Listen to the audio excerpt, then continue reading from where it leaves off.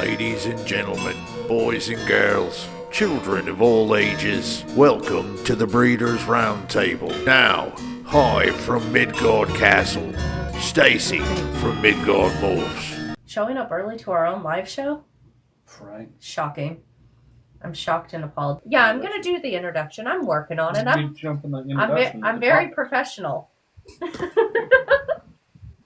Okay, so I know we have some other people that might be joining us here in a few minutes. That's just fine. We're going to keep rolling anyways, because it is 8:03, and this is the first time I've ever been on time for anything professional. Thanks, Karen.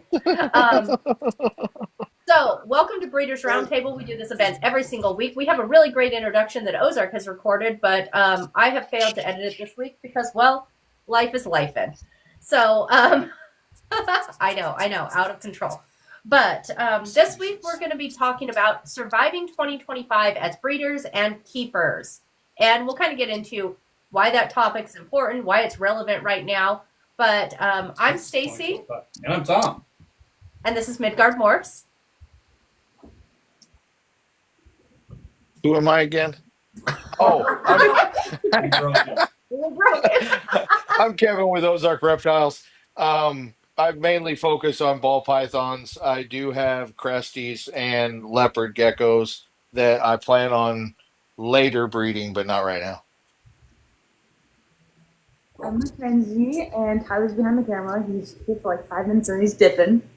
Oh, okay. I was like, oh, is he actually there? But no. He was going to stay, and then he got summoned by his friends. I'm just leaving. Yeah. I'm very punctual, like you, Stacy. And then we're mainly focusing on... And I'm Tyler. Sorry. And you're mainly focusing on emeralds, right? Mm-hmm. Okay. I'm not good at pointing. Tyler. And I'm Tyler with String Serpents. We having technical difficulties? I might have to bounce out, come back in. Nope, You're fine. Come on. What do you do? Stuff things. He does technical difficulties. Well, at least he's very good at those. It is that time, Viper Boa. Okay, so... Tyler might he had to drop out. We'll see. So we'll see if he comes back up, if his internet decides to work with him. Would it be a Midgard Live without technical difficulties? Absolutely not. It would not be. Okay, so talking about 2025. Try again. Okay, I'm going to send you an invite right now. Maybe. There we go. Okay. Can y'all hear me? I can hear you. Yes. I can hear you now. Awesome. It wanted to connect to the Wi-Fi on the house, not the snake shed. Anyways, I'm Tyler with String Serpents, mainly focusing on ball pythons, and we do king snakes, corn snakes, and beauty snakes on the side. What was the last one? Beauties. Beauties. Okay. Yeah, right now I've got some Yunnan beauties. The girl dropped one good egg, so we got it incubating, and hopefully she'll start popping out the rest of the clutch later on, either this week or next. I would love to add one of those into our collection. Don't tell Tom. Tom's not involved in this conversation. We can make something happen. I'm pretty sure he didn't hear you. Yeah, he can't hear me. He's partially deaf. I mean, I am partially deaf. Okay, so topic of a discussion this week is surviving 2025. Bye. Have a good one. Yeah, be safe out there. Yeah, you heard Stacy. Yeah, what she said. Yeah. And so I know that kind of sounds a little bit ominous, I guess, like surviving 2025. But I also think that there's been a lot of changes over the last couple years in the hobby, right? And then we've seen a lot of people jumping out lately, whether those are keepers, breeders, people just selling off their entire collection and being done with reptiles altogether. So I wanted to kind of open up this discussion with like, why the hell is this happening? Why do we think this is happening? How do we and maybe everyone else that's watching make it through this year without selling all of our animals and giving up on reptiles? Honestly, I think, oh, pardon me. I think a lot of the people that I've seen exiting the hobby is it's not the moneymaker that they thought it was going to be.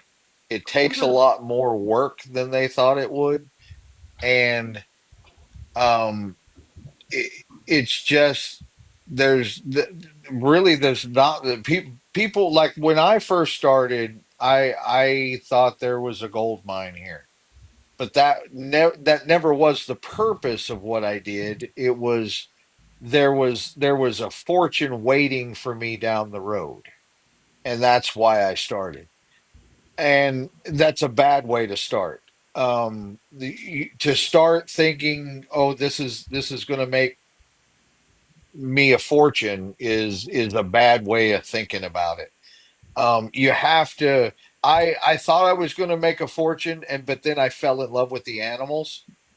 But you have to fall in love with the animals first. You really do.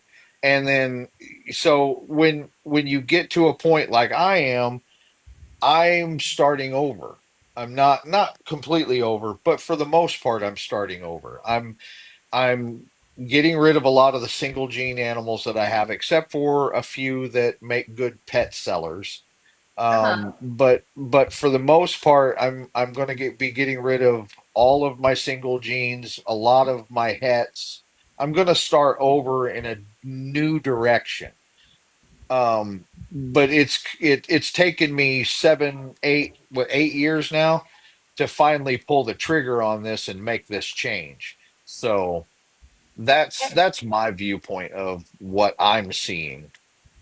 And I'm seeing a lot of people in the comments kind of saying similar things. Like, we had a lot of people come into the hobby that were here strictly for money, and now they're leaving because they realized they're not millionaires and maybe they didn't fall in love with the animals along the way. Um, Well, and and another point is if like I went from one snake to almost 200 snakes in less than 3 months. mhm. When you have to feed 200 snakes and you don't have a whole room full of feeders, I was burning up $500 a month just to feed these things. So if I tallied back, I won't be out of the red until I'm about 75. Right? There's just no way. But it's the expense of these things, the expense of making sure they're fed and taking care of them is astronomical if you don't breed your own stuff. It's one of the things that I come back to a lot, that I always say, like, you do have to look at it as a business if you own a certain amount of animals. Whether or not you're actually running a business or not, you still need to look at it as a business of how much are my expenses? How am I going to pay to feed all of these animals? How much does it cost me every so often to feed all of them? What does electricity cost? All of those things that, like, if we own one animal, maybe we're not too worried about it. But if you own 100 animals, yeah, you got to be worried about that. And I think some people go from 1 to 100 and forget all of the steps in between and are like, oh my gosh, why is it no longer costing me $5 a month to feed my animal? Yeah, I sure am glad we've gone to the digital electric meters. We don't have those ones with the discs in it because I'm pretty sure my disc would have flown out by now. Now, I know Six Strings does a lot of like vending and shows, right? You're still doing a lot of vending, right? Oh yeah, we've got I think 5 more shows on the books before the end of the year. How's vending going for you this year? In comparison, well, let's not compare it to 2020. Um, well, 2020 was no vending anyway. Anyways, but how's it going for you in general? Um, so what I have found is really it's markets, not necessarily the industry as a whole. Because you're going to have some shows that's going to be crested gecko centric. Nobody wants to buy a ball python. Or you're going to have another show where everybody's looking for a colubrid and nobody wants a cresty. So it really just depends on the market and also how you market yourself. The thing about this hobby that people don't understand is you have to sell yourself. You sell yourself to sell your animals. You sell your brand, your personality, and let people know that you're willing to work with somebody if they have any issues. And then all of a sudden, it's easy peasy to get rid of 200 snakes. We had our 24 season, which the last clutch, our season stops on November 1st. We had 18 clutches. We completely sold out of our 24 babies a couple months ago. I think I texted you whenever we sold out. So, I think we did. So we're completely restarting. There's some stuff that you're going to basically give away because there's no sense in you holding on to a pastel het clown male.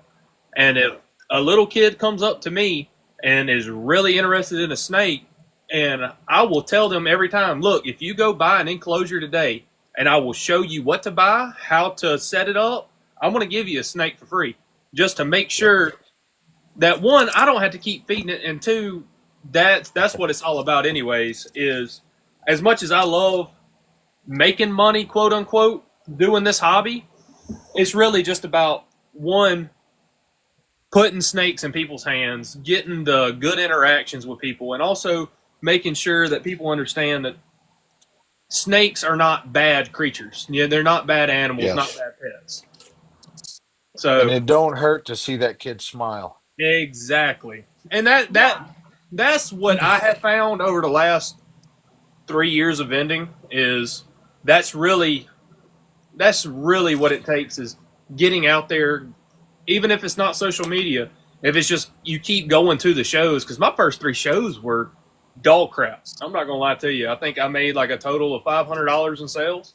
But the more people see you, the more people know, oh, he's not just trying to come in, flip animals, and then dip.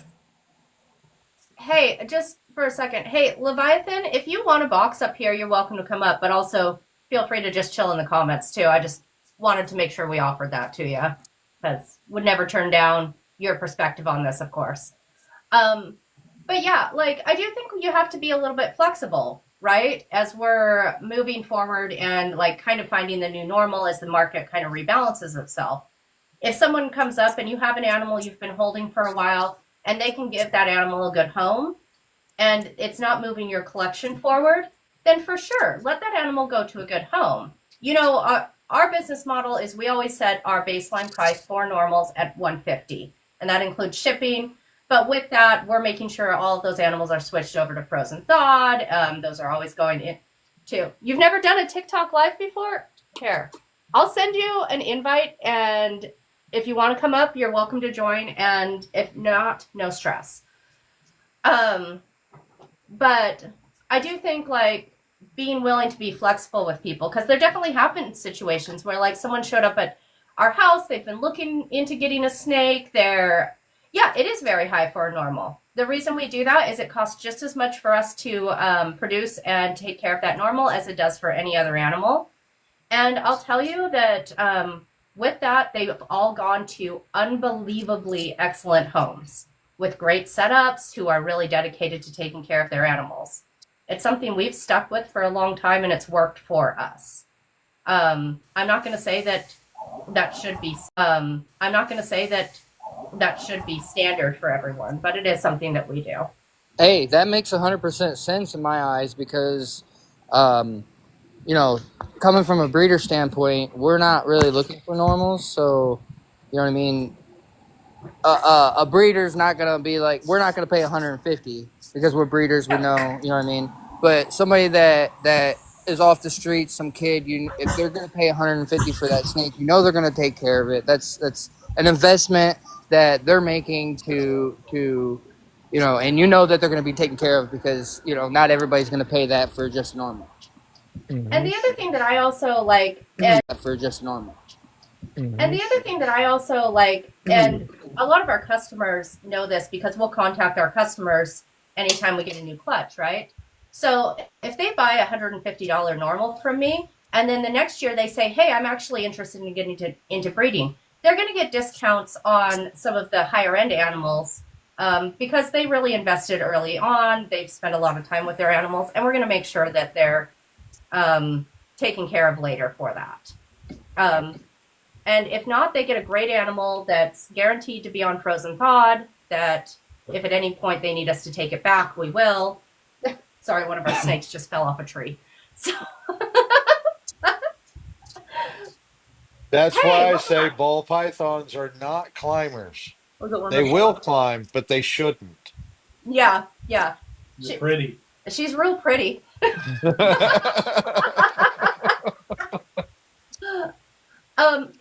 And so, like, this year we're seeing so many people getting out of the hobby, right? We've seen a lot of people that are pretty active and at least well seen on the internet. A lot of people at local shows just selling off absolutely everything, not even keeping one snake as a pet, which is wild to me because I'm like, if something came up and like all of a sudden we were, I don't know, we had to move into a 1-bedroom or something and needed to figure out how to survive in that 1-bedroom and we could only have one animal, I'd still be hiding my one animal from the landlord, you know?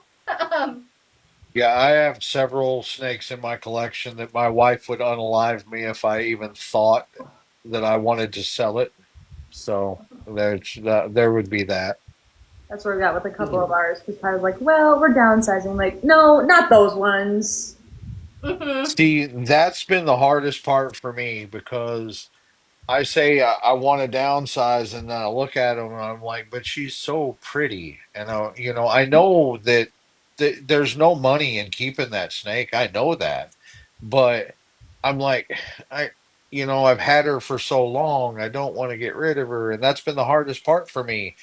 I want to downsize, but I have a real hard time with it.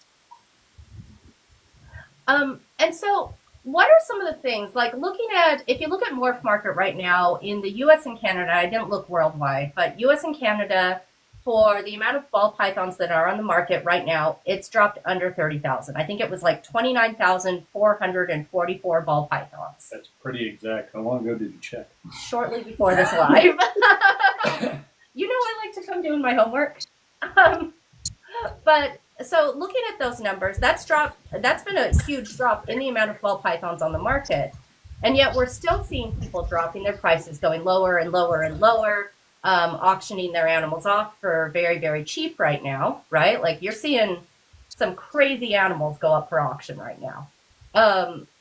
So what are some of the changes that like you guys are making over this next year to keep your business moving forward or even keep your hobby moving forward? And what are some of the things that maybe are different from years before, if anything? Maybe everything's exactly the same for everyone. I know for us, we're actually kind of like increasing the number of animals that we're producing. Like you said, with the Morph Market stuff, like 2 years ago, everybody was saying, oh, there's 50,000 snakes on Morph Market right now. There's 40,000 snakes on Morph Market right now. And people are constantly adding more to Morph Market, and it has still been steadily dropping. We probably have 12 snakes left over from last year that we produced, and they all have just done a pretty good job selling. We've never had to cut our prices super low. I think if you look at the people who have gotten out recently, there are some big names that, have gotten out for different reasons. Olympus Reptiles, it was like a family thing. Kevin McCurley, it's kind of a long time coming for him. And then like Corey DeLong, ready to retire, I think Snake Limited is one that just got out recently. And I think if you look at the people who got out, you guys talked about it earlier, it was people, in some cases, it was people who are doing it for a business. And people like Kevin McCurley, they were in when it was super duper lucrative, and they've been doing the same thing, expecting the same results, and it's not working for them anymore. And as an intelligent person, if what you're not doing isn't working, and that's what you rely on to make your living, you pivot, right? And he's not pivoting towards ball pythons, he's just pivoting in a different way. So I think everybody kind of has to do what's best for themselves. But as people leave, it kind of takes away from the volume of being produced, and the people that are still here, you have more opportunities to find customers, like find other people's customers, because nobody owns one ball python. Yeah. Right. Yeah. And so, I don't know, everybody says different things. For us, we sell everything pretty quickly. We do it, a very few of our snakes even make it to Morph Market because we won't have any issue selling it. And we don't have to cut our prices. We don't have to slash our prices. We can still sell a blue-eyed Lucy for $300, It's everyone kind of sees it differently, and I think people get really frustrated when they hear people say, I can still sell a $300 blue-eyed Lucy. I don't have to wholesale anything. I do it, it's fine. It's working great for me, because they're not seeing the same results. And so it doesn't help for me to say that, right? It just makes you feel more frustrated and more likely to want to get out. But I think you just kind of have to find your niche and find your customer base and stick to it. And I tend to follow that same thing. I mean, I think you have to set yourself up and set your business up and continue to go back in. Whether you're running this as a professional business, running it as a hobby that pays for itself, either way, you have to set up whatever your plan is, right? And then you stand by that. So, for us, we just had, we were having a pretty late season, so we just had our first clutch drop for the year. Yeah, so everybody was holding off. Yeah, and one of our girls, she's also overdue. All of them are just laying late. This is just what's happening. It is what it is. And so we have a clutch drop, and the first thing that we do is we email our entire customer list and let them know, hey, this is what just dropped. This is how many eggs are in there. These are the possible pairings. Do you want us to contact you when these babies hatch? And then we have a list of people. So we have a list of 4 people who want to be contacted on a 6-egg clutch right now, right? Yeah, words are hard. And so that's one of the things that we do is we reach out to the people who might be interested and then narrow down who actually is, because we don't want to bombard our customers and just be like, hey, check out this clutch, check out this clutch, check out this. And they're like, I'm only working clowns. Why are you sending me an Ultramel? I don't care about it. And that way we at least have everyone narrowed into what they might be interested in so we can contact them individually. And it also helps, I have found, with setting up, because some of our customers are pet owners and some of them are breeders. And then we're asking them some questions like, we switch everything over to frozen thawed right away. But some of the breeders are like, no, I'm going to feed live no matter what. Can you please keep the baby on live? If it hatches out of the egg, you give it a live, can you continue doing that until it's ready to come to me? Sure, but if I don't know that, I'm switching it over to frozen thawed, So making those little adjustments for people, I find to be helpful, and the willingness to work with people on that. Mm-hmm. That's called setting up your customer base. Right. Yep, you got your customers to love you, and then they'll keep coming back. We kind of had that going with our emeralds already. I believe our entire first clutch is already called Dibs for, and I don't think that's even us setting aside our own first two. Cool. But I believe we're on the topic of how we are keeping in business and staying in business, right? Yeah. For us, it doesn't really matter if it doesn't really sell, which I know is not really on the topic, because all of ours we brought into the mindset of, yes, they are. Pardon my table sliding all over the place. I have a husky and a shepherd throwing hands in the background. But all of these little dudes are our pets and our babies, and yes, there might be a couple clutches coming from them.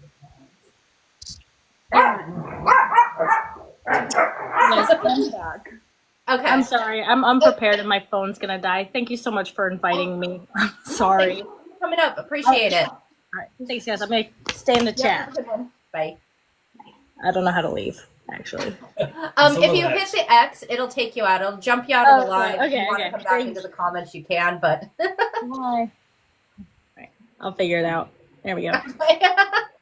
I hope your phone doesn't die as you're trying to figure it out. I'm sorry. I might be able to help. Can I? Let me see. Disconnect. There. Got it. Okay. So one thing I wanted to point out is TikTok is probably going to save me, Mm-hmm. from I mean not I want to say getting completely out of it, but like the live when I had the babies and I had to do the babies. From that point, when I put those babies in the incubator, I had four. Now I'm down to three because one of them didn't make it, but we have three albino babies. I've got 28 people on a list right now vying for three eggs. I Yeah. might have to do some kind of a raffle on them or something because it seems like everybody wants them. And I say everybody, I got 28 people. But 28 people is a lot of people for three eggs. So I don't know how it's I come to the point now where how do I choose who gets them? I mean, and they all came in. Huh? Rock, paper, scissors. Yeah. Yeah. And But it's I'm sure that all these people that have messaged me would be great owners, but I don't know which message came first, because they're all over the place. They're on Facebook, they're on Instagram, they're on TikTok. So I don't know really who came first. So I can't say, well, you were the first one to message me. You get dibs on what egg you want. And so but these are going to sell and they're definitely going to help me for picking out something when I go to Daytona because that's what I'm saving for. I want to get new blood into my collection because I've been going to the same shows and the same shows over and over and buying from the same breeders over and over. But I want to meet up with some of the other breeders and bring some new blood into my collection, which will in just get me that more excited to do it again. I feel a lot of people just get stagnant with what they have. They don't roll their collection over enough to keep themselves excited with the projects. And I think the thing, like, I think we see a lot of people panicking right now, and then we're forgetting that, like, we have, as the animals are dropping down on Morph Market, people are still looking for them. People are still looking to purchase animals. In fact, right now, we're spending this year picking up quite a few animals to Right. really increase the incomplete dominance and some of the recessive projects we're working, right? And the reason for that is honestly because people are dumping their prices. Like, if they're going to lower their prices that much, yeah, that's going to be the day that I'm going to pick up the animals. But I think it's, yeah, you bought animals last week. Yeah, K&K did. And that's the thing. It's like, should everyone be lowering their prices this much? I understand, like, dropping them back to, like, pre-2020 prices, right? And stabilizing the market again. But, like, why are we dropping our animals down to, like, $10 for visual recessives and stuff like that? And the price, and I see Green Eyed asking, are prices dumping because of the new selling apps? I personally, so I've watched a lot of Palm Street now, and to try and figure out, like, if that's affecting the ball python market. No one's selling ball pythons there. Honestly, Palm Street is crested geckos, almost exclusively crested geckos. With an occasional pop of them. Every once in a while, there's a ball python on there, but it's so rare. So, I just think that, like, at this point, we've seen the market come back to stabilized. Let's enjoy it. Let's, like, ride the wave for a minute. Understand we're not in 2020 anymore. But it seems like everyone that I'm talking to is still saying the same things. Like, animals still sell. They're still getting into good homes. Yeah, you might have to take your time and do your work to get them into good homes, right? Mm-hmm. Like, they don't just fly off your shelves randomly if you never tell people that they exist. I will say that I have not had an issue selling anything for whatever price that I've had it on Morph Market or on the table for. The lower end stuff, as far as single gene hits, for me, that as long as it goes to a good home, for me, I don't have to make a dime off of it. Mm-hmm. And as far as like recessive projects or anything like that, I'll be honest with you. Yeah, the prices have dropped, but they drop just like they do any other project all the way up. I've been in it since 2017. When somebody figures out a cool combo, prices are sky high. The next year, supply and demand, people start making a bunch of them. If it starts at $2,000, it's going to drop to 1,200 the next year because you just got so many people trying to make that sale. Yeah, so the ball python market is different than other markets out there, right? Like, so sometimes you'll see people investing into, like, say, the housing market, right? And houses tend to go up in value over time, right? If you bought a house in 2008 for $100,000, it's probably worth $400,000 now, right? Ball pythons don't work that way. Ball pythons actually drop in price every year. So if this year you buy a desert ghost, or like say the first year that anyone had desert ghost, you bought into that project, you're going to pay a very steep value or steep price to be one of the first people in that project. I remember in 2016 or 2017, I got sent a list. I would have been able to pick up 16 breeder female DGs for $250 a piece. I didn't do it because I didn't have the room. And then 2020 hit, and now they went sky high.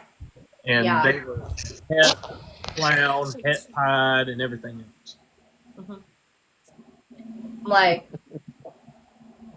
and that's the thing. It's like, if you have the room, you have the money, yes, you can buy into some of these projects. What was the one that I really want into? Cosmos right now? Yeah, it's like $40,000. I don't have $40,000 to buy into that project right now.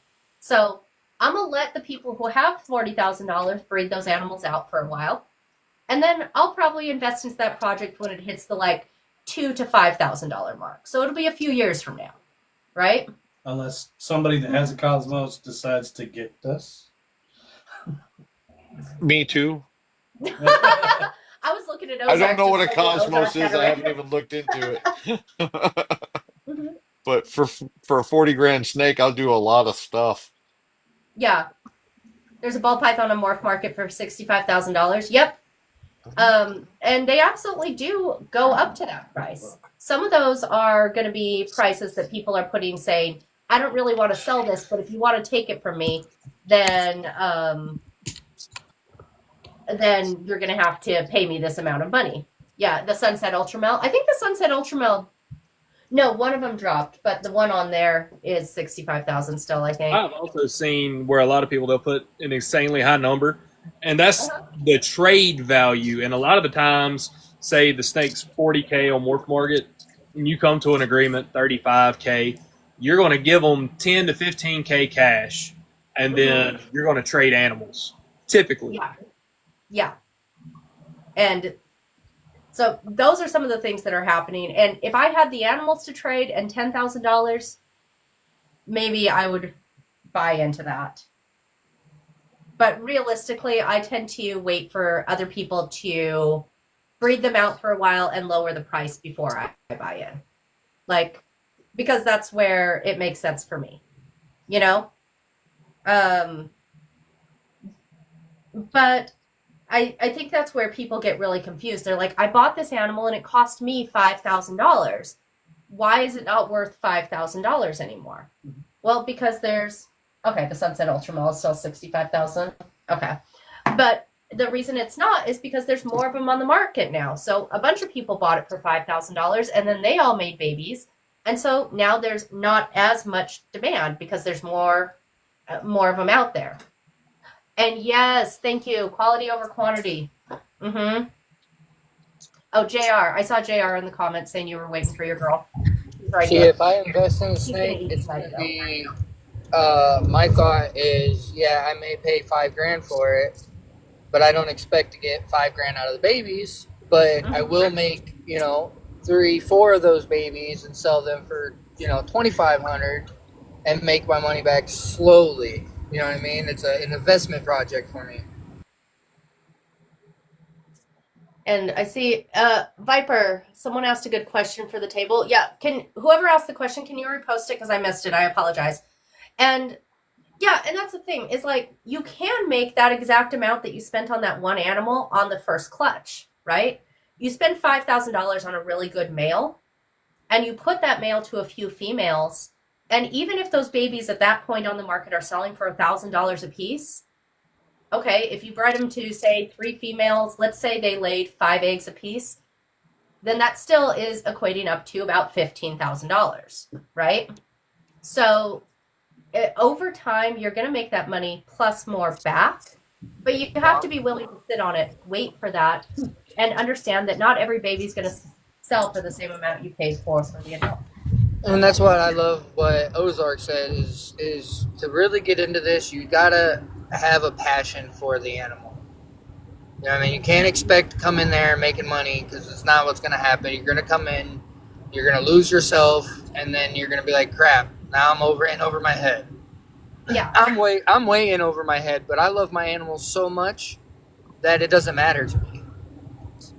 And like, you do have to truly be passionate about it. Like, I think we talked about this the other night of like, you have to basically be like living and breathing this hobby to continue moving forward with it. Because if it's just something that you're like, okay, I'm going to stick it on a shelf and I'm going to make a bunch of money. No, that's not the, like, you're actually going to have to work at it, and you're going to have to know your stuff, and you're going to make mistakes along the way. You're going to have to build a community of people that you can reach out to, ask questions. I contacted Ozark the other day because I was stressed out over something and it was making me look at an animal wrong. And I was like, I need someone who's not stressed out about this to look at this for me. You know exactly what I'm talking about. Mm-hmm. When I called him, I was like, I'm way too in my feelings. I'm way too in my feelings right now. So I need someone not in their feelings to give me the answer on this. And that's what I love about this is like when you find your community, you know what I mean? I'm new to this roughly, you know what I mean? This is my second year. And if I didn't have the support that I have found, I probably would have given up a few times. You know what I mean? I got you, I got Ozark, I got Creighton, I got, you know what I mean? I got a list of people that I can go to if I have an issue, just like you. Oh man, I'm freaking out about this. Who do I call? Yeah. Like, because not all of us are going to be perfect all the time. I think the idea of being perfect all the time is a facade. And I think it's something that's portrayed on social media a lot, that Tom is perfect. Sorry. Okay. Everyone else is not perfect except Tom, apparently. Everybody, this is the bad part of I'm getting pooped on. Aw. Yeah. She's already peed all over my lap. Lovely. No judgment. I'll be right back. That's the best part. What are you talking about? We all love snake doo-doo. Absolutely. I especially love it when the boas poop in their water dish, and then I open the cage and that smell just... No, it's even worse right after you change said water dish. Yes. Oh, yeah. Yeah, like that to happens on a regular. They like to wait until you get done cleaning their enclosure and their water, and they're like, "Oh, thank you." Mm-hmm. You I just had someone flush the toilet. Yeah, I had someone who bought a snake from us, and they're like, "Hey, is this normal?" I'm like, "Oh no, it definitely is, but she does it more than the rest of us. So have fun with that." You know, the greatest is when you're laying there in bed and you're about to fall asleep, and then you hear a big rumble coming from the snake room. Oh, it's because our bedroom's like right there, like our bed's sitting right there, so we're surrounded by all the snakes. So when the emeralds eventually go to the bathroom, it's like the rock paper scissors is putting it. What is happening? Everyone's saying something is happening that like. So it was glitched. The screen was glitched before I came up, and Ozark and you were sharing a box, and T&M could not be seen at all.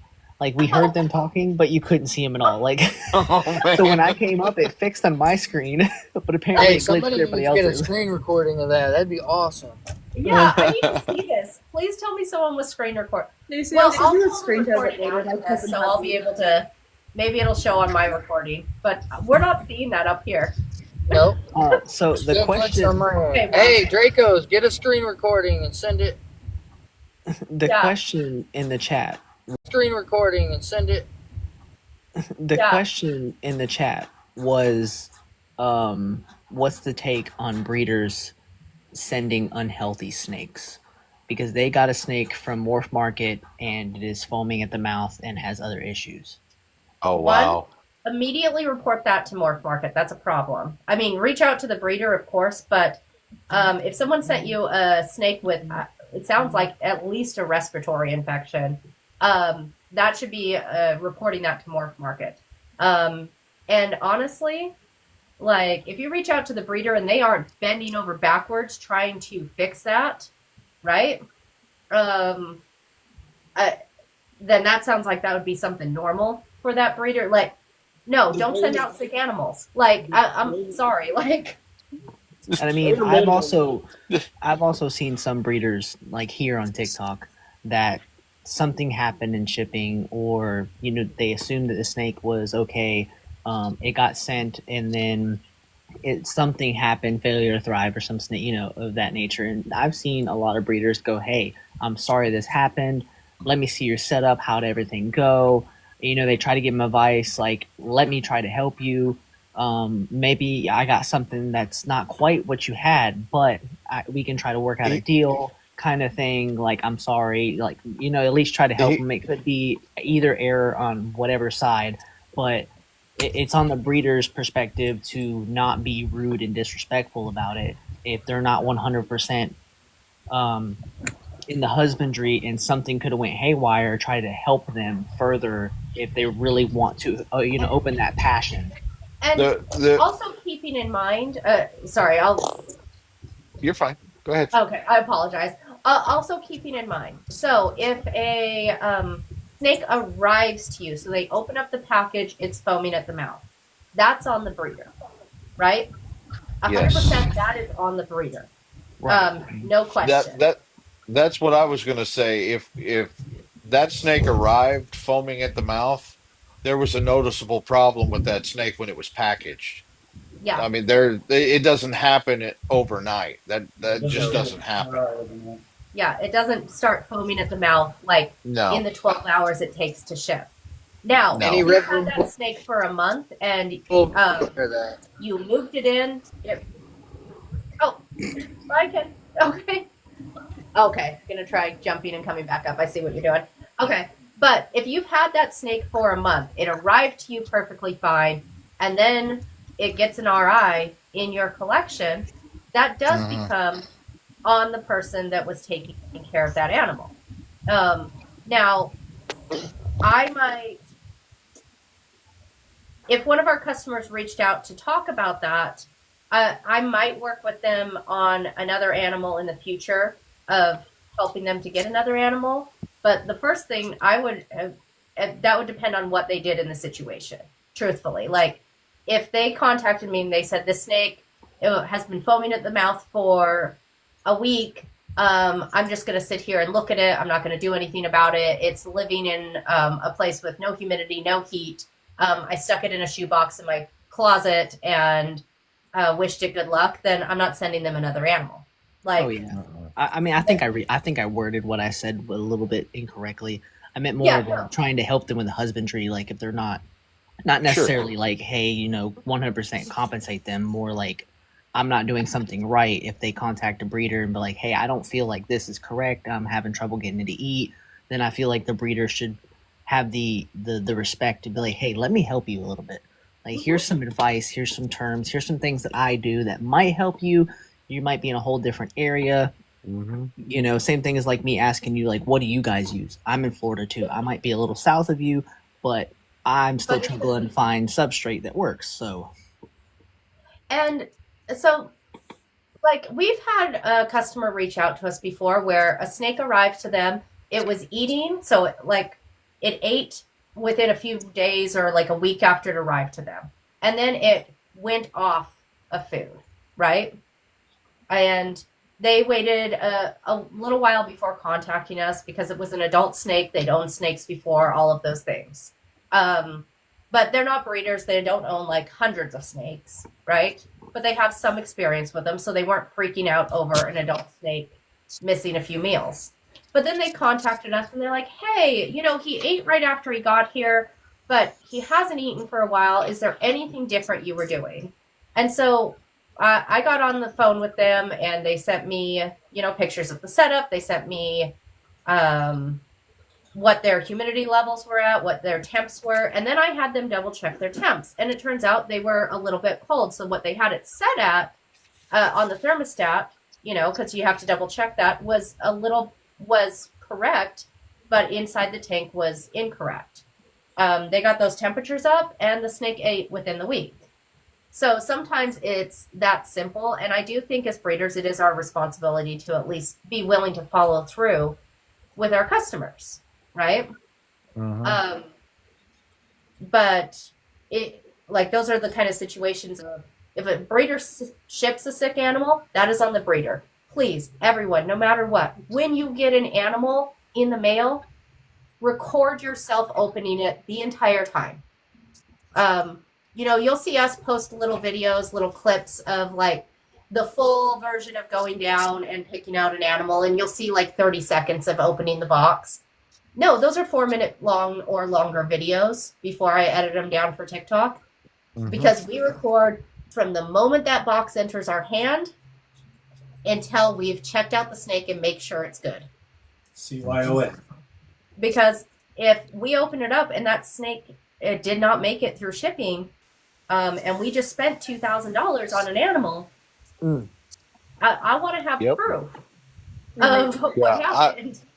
My thing is if somebody calls me right away, hey, I got this snake, I opened it up, and there's a problem, and it's the day it arrived, I'm like, ooh, what's the problem? Tell me, because I'm gonna make it right. But if you call me 2 or 3 weeks later and say, hey, this snake's not doing well, you've had it for 3 weeks, so I don't know. Have you fed it? Have you watered it? All those things. There's a bunch of variables that can happen in 3 weeks that could cause that snake to go downhill. Yeah. And I'll always check with people. Once the snake arrives, if they haven't messaged me and I can see that they've already picked it up, I'm messaging them going, hey, how are they doing? And Kenzie's over here laughing because they've gotten a snake from us. We have a couple, and it is quite funny because Tyler's on his way home. He's like, I got the snake, and I get a text from Stacey. He's like, how's the snake? I'm like, I don't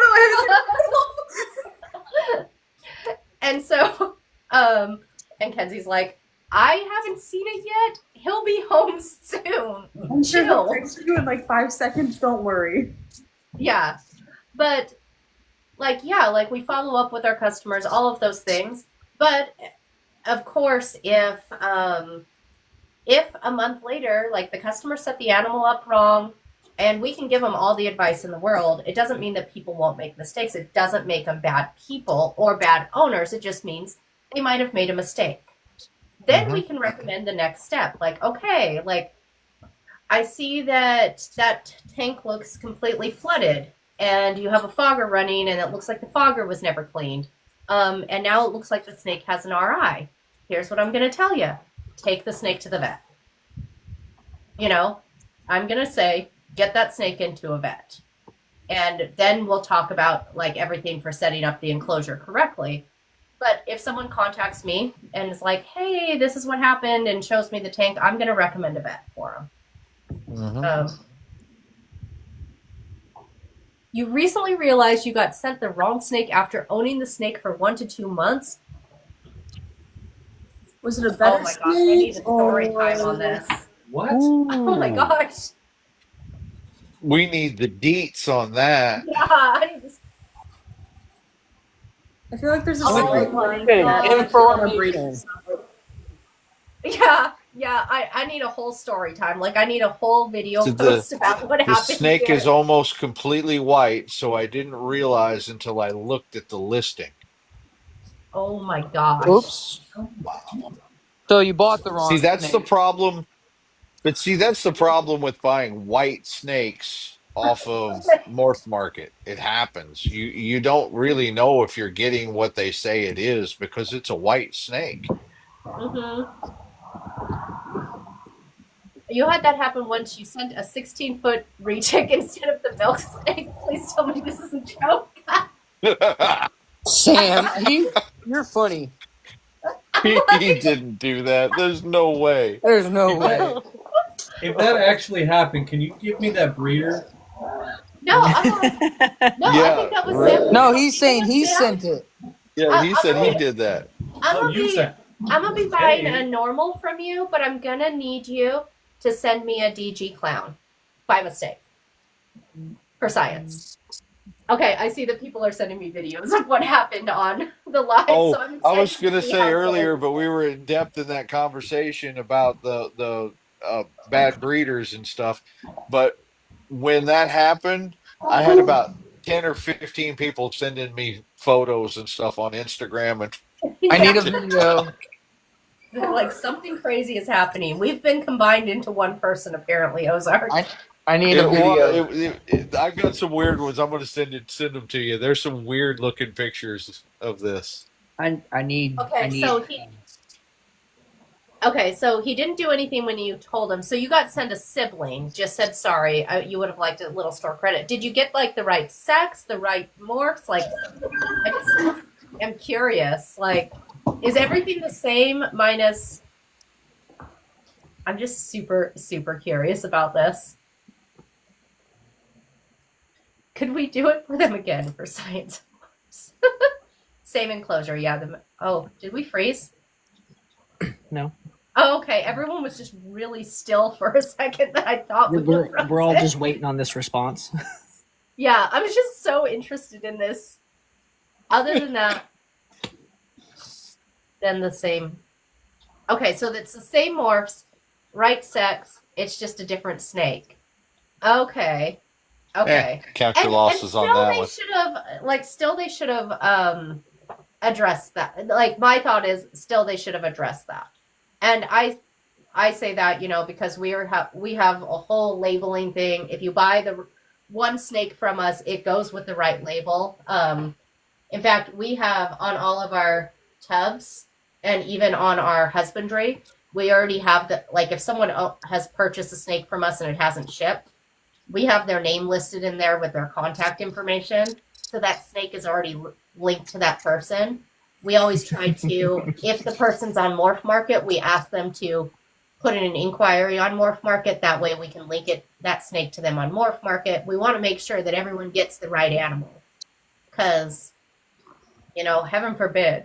You need to see Locke then. Oh, absolutely. Let's pull out Locke. Midgard, if you want, you can send me the wrong snake. I have a project, send you I the wrong guarantee. snake? Yeah, like the pretty one that you just got. Oh, yeah? You want me to send that girl to you? On accident? Yeah, please. I'll trade you a pair of a male and a female albino for them. I appreciate the offer. That's ever so sweet of all of you. Thank you. No, thank you. But kindly, I'm just kindly.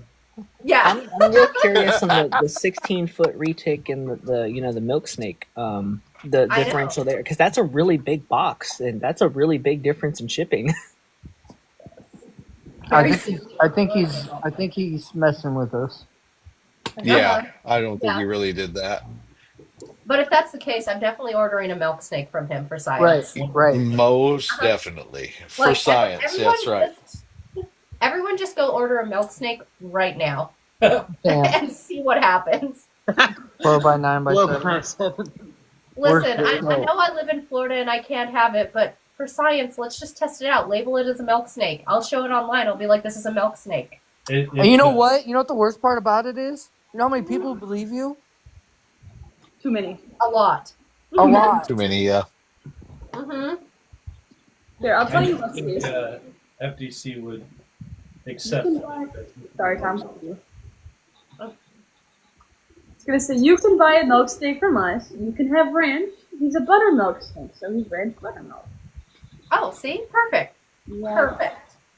Mm-hmm. We're just gonna call species whatever we want to now. Is that how it works? Okay. Cool. I'm on board with this. I'm also gonna declare all normals around here. Does that work? Does that work with dogs too? Yes. Oh, cool. See this. Let's see. This is a. It's not a ball python. This is a broken alternator belt. I got a Chihuahua for you guys. Look, Man, it's worth about the same thing, isn't it? Pretty much. Chihuahua. I fear a Chihuahua would be more vicious than that little sweetheart. This little? That's his head. Yeah, that's little. He's a Great Dane. Yeah, that's little. What's big? Tiny little puppy. Cane Corso. Oh, King Corsos. Those things are huge. I want one. I so have a bad. Cane Corso Husky mix. So I had seen someone earlier, and it was way earlier in the live, asking about what everyone does with their normals, and I feel like we kind of covered that. Like, you know, we sell our normals, but also like if there was a situation where like a family showed up was at our house, was kind of checking out the animals, and we felt that they could get a good setup, we would work with them on bringing one of those normals into their home, you know? And I know some people ask, like, what do some of the bigger breeders? I specifically saw the question, what does Canova do with their normals? I don't have that answer. He said on a podcast that they have a couple of pet stores and they basically wholesale them. Yeah. Yeah. Which makes sense. Oh, the jokes in the comments are hilarious. Normal is the rarest ball python. Agreed. Very passionate. So that's one thing I'm trying to do in my collection is alleviate or eliminate the breeding of normals. Mm-hmm. And that's one of the things I think a lot of the hobby is moving towards, doing a lot of supers. You know, we work a lot of recessive projects, and we're moving towards working towards everything being visual in those. That's something we've been working on for a couple of years, of doing just visual to visuals to make it so we're not producing the normals. And some of the projects we're working, like, we don't have the opportunity to do that because we're working the TSK DG Pied. I can't buy a triple recessive right now, realistically. I honestly, sorry, Tom.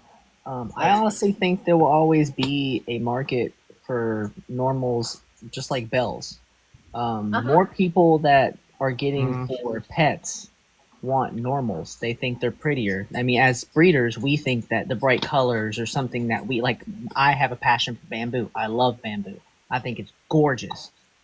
And I think that when it comes to pets, and from what I've seen, more people go for normals than they do and bells than they do anything else. I was going to pull out our one girl who's a double het, so she's visually normal, but she might be gravid right now. And I don't necessarily want to pick her up. But that is one of the things that I think that we discount as breeders. And it's why, that I always say, like, this is where I set my price for normals, is because normals are still amazing snakes. They tend to be incredible pets for people. They're absolutely stunning, and they definitely have some differences between them that might not be what we're looking for as breeders, but that doesn't mean that they're not absolutely incredible pets. And so why do we act like they're less than? That's true. Well, Stacy, I'm going to have some normals you're going to want.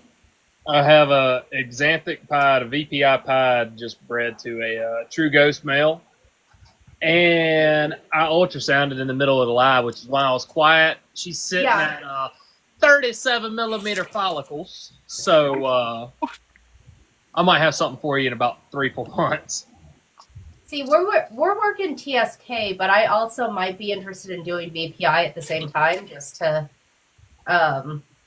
play with both versions, because we only have one TSK right now. Yeah, my SK girl is probably going to be early next year before she does anything. Yeah. So Ozark's coming down.